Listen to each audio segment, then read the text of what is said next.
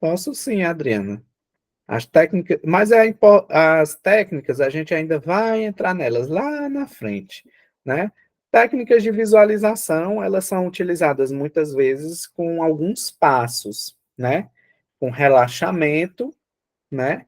E indução, né, da pessoa a entrar em algum tipo de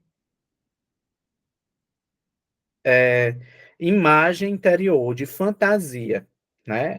A gente está estimulando esse processo de fantasia inconsciente, né? Então, a gente está estimulando uma narrativa, uma entrada, um mergulho nessas imagens, né? Então, como assim elas podem ser utilizadas, né? E aí isso vai depender muito também do tipo da pessoa, né? Ou seja, a condição do ego, a condição da consciência dela. Se a pessoa já estiver trazendo no discurso suas metáforas, suas fantasias, suas formas de elaboração, e essas formas de elaboração já estão dando conta de você ir ampliando a narrativa e acolhendo o que ela está trazendo, refletindo junto com ela e produzindo essas reflexões, não precisa, às vezes, nem utilizar essas técnicas mais fantasiosas, né? Mais de entrar no mundo da fantasia. Agora, quando uma pessoa que tem mais dificuldade de acesso a esse mundo da fantasia, ou a simbolizar, a gente pode ir trabalhando com ela para ela ir ampliando a sua simbolização. Então, como é que a gente destrava o processo de simbolização de alguém? Pedindo para a pessoa desenhar, pedindo para a pessoa pintar, pedindo para a pessoa registrar o seu sonho, pedindo para ela, pode até ser no processo da análise mesmo, do encontro ali com o analista, pedindo para ela ir modelando uma massinha de modelar, né? Então, vocês vão ver várias técnicas, né, que podem ser utilizadas para encontrar o quê? Encontrar o simbólico, encontrar o modo de simbolização do sujeito. Então, eu diria que a psicologia junguiana, ela busca muito esse modo de simbolização, né? Esse modo de produção das imagens interiores. Então, quando ela vai indo ao encontro dessas imagens, ela vai também tentar buscar a história dessa imagem, né? Então, essa história dessa imagem é que está justamente o quê? O, os complexos que aquela pessoa vivencia, a forma como ela representa determinados conteúdos, né? Às vezes uma imagem vem justamente para dar uma dica para a consciência, para dizer para a consciência o que é que a consciência precisa fazer, né? Então, as imagens simbólicas no sonho, muitas vezes, são respostas a demandas da consciência, né? Então, é justamente desse fenômeno que o Jung está trazendo aqui, nessa parte dos sonhos. Então, os sonhos, né, como vocês já sabem, né, eles foram palco principal dos estudos, né, do desenvolvimento da psicanálise. O próprio Jung vai trazer o Freud aqui, né, para apresentar para a gente como os sonhos se tornaram importantes, né, no estudo, né, da psicologia, no estudo do funcionamento da psique. Antes do início desse século, né, no caso do século XX, Freud e Joseph Breuer haviam reconhecido que os sintomas neuróticos, como histeria, certos tipos de dor e comportamento anormal, têm, na verdade, uma significação simbólica. São como sonhos um modo de expressão do nosso inconsciente. E aqui eu destaquei como psicossomáticas, né, para amplificar essa problematização com vocês. Então, o que são as psicossomáticas? São expressões sintomáticas no nosso corpo, né, que tem conteúdo inconsciente e que tem conteúdos simbólicos. Essas condições, né, foram os principais, foi a principal fenômeno estudado lá por Freud no campo da histeria, né? Ou seja, quando as mulheres ficavam paralisadas, sentindo dor em determinado lugar. E por que acontecia mais com as mulheres? Porque havia ali um sistema patriarcal muito violento que controlava muito o corpo dessas mulheres, e esses sintomas, essas dores iam parar nos corpos delas. Hoje nós temos vários tipos de psicossomáticas, né? Vários tipos de sintomas que acometem os corpos de homens e mulheres, como, por exemplo, gastrites nervosas, dores fantasmas, fibromialgia, várias condições clínicas, né, que hoje são associadas, né, a dores, a mal-estar, a paralisia, vibrações, então crises de ansiedade, né, que formigam o pé, esquentam o rosto, esquentam a mão, a barriga, criam sudorese, todos esses sintomas físicos, se forem analisados no processo, também existem sintomas são simbólicos. Por que determinada pessoa sofre uma crise de ansiedade e sente dores no peito? E por que que outros sentem fechar a garganta? E por que que outros sentem ânsia de vômito? E por que que outros sentem enjoo, né? Por que que outros sentem isso, ficarem estufados? Todos esses sintomas que eu estou trazendo para vocês aqui, quando a gente vai dialogando com o sujeito, analisando, né, o contexto, porque a gente não analisa só o fenômeno físico, analisa o contexto, a gente vai observando que a pessoa engole muitas coisas, como, por exemplo, a agressividade, né? Tem coisas que ela precisava reagir, ela não reage. Então, essas coisas que ela não reage vão se tornando acúmulos, vão se tornando coisas que ela tem que engolir. E a expressão metafórica de engolir sapo, hora ou outra surge. Então, essa expressão metafórica, como eu já apresentei para vocês, é uma expressão o quê? Simbólica. Né? Então, essa expressão simbólica precisa ser avaliada, né? Precisa ser analisada para que a pessoa compreenda, né, o modo de funcionamento dela ao engolir esse sapo. Né? E o que, que esse sapo que ela engoliu está causando no corpo. Né? Então, o nosso corpo ele também é um corpo simbólico. Né? Então, é importante a gente saber disso. E a gente chega, né, a esses conceitos ao que é o complexo, né? Os complexos também vão estar associados a esses sintomas físicos e esses sintomas também emocionais, né? Na verdade, chegar ao que os psicólogos chamariam de seus complexos, isso é, temas emocionais reprimidos, capazes de provocar distúrbios psicológicos permanentes ou mesmo, em alguns casos, sintomas de neurose. Como se acessa os complexos? Né? O Freud, né? Para o Freud, se acessava os complexos a partir dos sonhos. Né? No, na abordagem junguiana, tudo faz com que a gente acesse os complexos. A gente pode acessar os complexos de todos os lugares da consciência, dos sonhos, na imaginação ativa, no diálogo. O exemplo que eu trouxe mais cedo, né, da pessoa que está na fila, que se incomoda e que acha que está sendo perseguida, é uma fala comum do cotidiano, mas ela aponta uma forma de funcionamento e um modo de funcionamento daquela psique, né, que faz com que a gente entenda que determinadas emoções, determinados sentimentos estão ali agindo, né? Então, essas emoções e sentimentos agindo fazem parte de um complexo.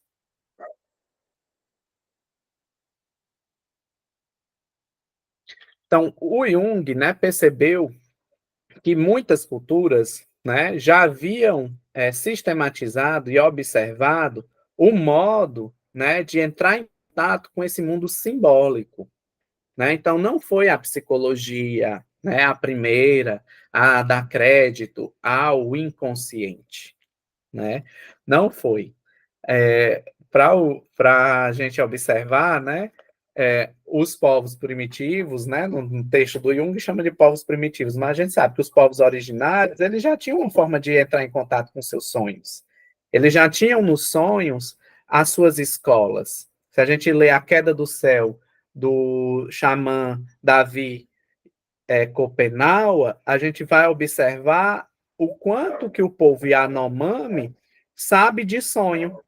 O quanto que o povo Yanomami, há muitos e muitos séculos, já trabalhavam com seus sonhos para acessar determinados conhecimentos e para acessar determinadas realidades, né? Então, as práticas ditas, né, adivinhatórias, meditação, bola de cristal, todas essas práticas adivinhatórias são formas de entrar em contato com o mundo simbólico, com a inconsciência. Então, o Jung observa, né, nessa citação, ó, mostrou-me que nós podemos alcançar o centro diretamente de qualquer dos pontos de uma circunferência, a partir do alfabeto cirílico, de meditações sobre uma bola de cristal, de um moinho de orações dos lamaístas, de um quadro moderno, até mesmo de uma conversa ocasional, a respeito de qualquer banalidade, a gente pode chegar a um complexo, a gente pode chegar a um campo simbólico, né?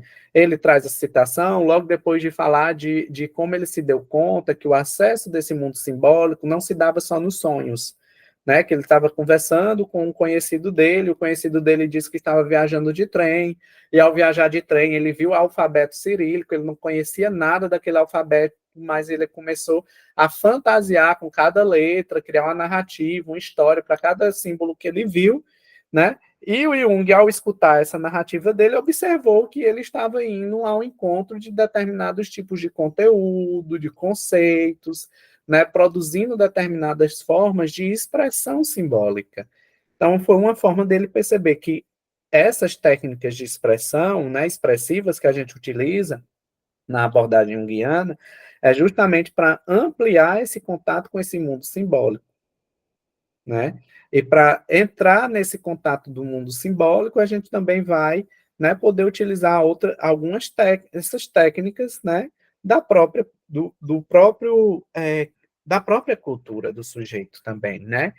Se a pessoa acredita em astrologia, acredita em meditações, ou tem algum tipo de prática divinatória, ou tem algum tipo de expressão espiritual, ela não deve ser negada, né? Não se deve negligenciar essas expressões, né? Porque essas expressões também comunicam com a psique consciente, né? Então, os sonhos, né, eles podem ser provocados, né, por alguma perturbação emocional em que estejam também envolvidos complexos habituais do indivíduo. Os complexos habituais do indivíduo são pontos sensíveis da psique que reagem mais rapidamente aos estímulos ou perturbações externas. É por isso que a livre associação pode levar de um sonho qualquer aos pensamentos secretos mais críticos, né? Então, essa citação dele traz para a gente, né, que um sonho ele pode revelar para a gente vários complexos de funcionamento do indivíduo, né? E é por isso que as expressões, né, não só os sonhos, mas as expressões fantasiosas, essas metáforas, essas reflexões, né, que podem surgir, né, do contato, da análise, do diálogo, né, no processo terapêutico, eles são importantes para a gente ir conhecendo o modo de funcionamento, né, ou seja, os complexos habituais daquele indivíduo. Ó, comecei, pois, a considerar se não deveríamos prestar mais atenção à forma e ao conteúdo do sonho, em vez de nos deixarmos conduzir pela livre associação de uma série de ideias, para então chegar aos complexos que poderiam ser facilmente atingidos também por outros meios. O Jung está trazendo para a gente aqui já a técnica do sonho, viu? O modo como ele entende a interpretação do sonho, a análise do sonho, que é diferente da análise redutiva, né, da perspectiva clássica da psicanálise freudiana. Quem entende um pouquinho, né, da análise dos sonhos de Freud vai observar que para o Freud o sonho ele é criptografado, né? Para o Freud, o sonho ele é criptografado. O que quer dizer que o sonho é criptografado? Que o sonho ele não revela as coisas, ele esconde as coisas, né? Então, se ele esconde as coisas, ele passa por alguns mecanismos. Quais são os mecanismos de codificação do sonho? Vocês lembram? É a decomposição, né? O que é a decomposição? É quando um símbolo, né, ele é transformado em outro por assimilação, né? Então, há uma codificação ali de decompor. Vários símbolos vão se tornar uma coisa, né? Essa decomposição, né, que o Freud vai trazer, né, dessa formação onírica do símbolo, né? Para o Jung, ele disse, olha, a gente pode investir nisso, né? De ir cavando cada símbolo e analisando cada símbolo e trazendo cada símbolo para uma reflexão no campo da consciência, né? E muitas vezes esses símbolos foram censurados, recalcados, decompostos, né?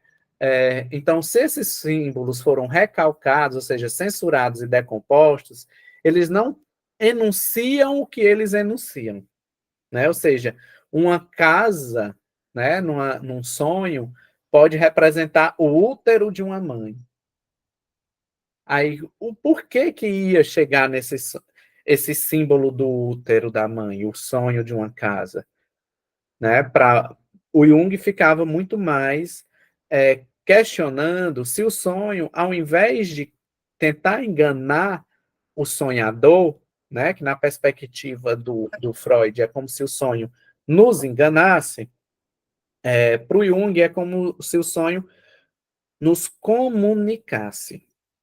Ele fala do funcionamento, né? Ele fala do modo de funcionamento daquela psique. Então, se ele fala do modo de funcionamento, ele não vai tentar nos enganar, né? E aí ele vai dar para a gente alguns exemplos, né? Justamente disso, né? De que o sonho ele fala do que ele está querendo dizer. Só que muitas vezes a consciência não consegue acompanhar o discurso ou o modo simbólico de produção de sentido, né, daquele sonho.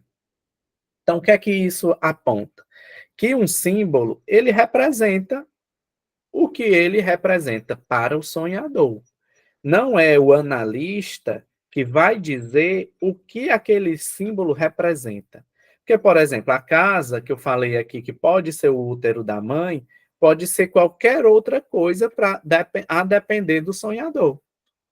Né? É uma forma de como ele vai representar aquela casa, dentro da sua percepção subjetiva. Mas também há inconsciente coletivo aí, e também há produção simbólica, né? De lugares que talvez a consciência e o ego não consigam apreender de cara, né? Então é justamente nessa percepção, né, que às vezes os sonhos, eles quando a gente aborda um sonho, a gente aborda um sonho de uma forma mais superficial inicialmente.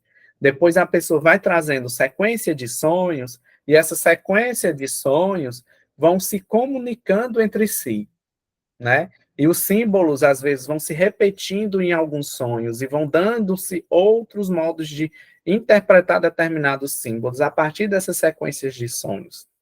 Então, a gente já observa, né, que dentro da perspectiva junguiana, os sonhos, eles produzem narrativas, né, eles produzem sentido, eles produzem referências, né, do modo de funcionamento da inconsciência, e eles não nos enganam, né? Então, eles comunicam. Uma das percepções, né, diferente do Freud é essa, né, que no Freud é como se a gente tentasse sempre decodificar, porque foi codificado, né? Na perspectiva junguiana, não é a decodificação que interessa. Você pode fazer a decodificação, né? E aí, quando ele diz, ó, se você ficar aí só na decodificação, você não vai para a mensagem que o sonho quer falar. É por isso que ele diz assim, muitas vezes, na minha prática clínica, eu tive que voltar para a pessoa e dizer, mas o que é que aquele seu sonho queria lhe dizer? Né? Então, quando ele faz essa intervenção, ele está querendo dizer o quê? O que é que seu mundo interior, o seu simbólico, o seu inconsciente, né? O que é que o seu inconsciente estava produzindo para você enquanto uma comunicação com o seu ego? Então, para o Jung, todo sonho, né, na abordagem junguiana, todo sonho é uma espécie de comunicação, é uma espécie de diálogo, né? Nossa consciência e nossa inconsciência, elas estão a todo momento dialogando. Só que a gente, às vezes, não escuta a inconsciência. É por isso que vai para a análise, para escutar a inconsciência também, né? Para que a inconsciência também se faça presente no cotidiano. Então, concentrar nas associações com o próprio sonho, né? Convencido de que o sonho expressaria o que de específico o inconsciente estivesse tentando dizer, né? Então, que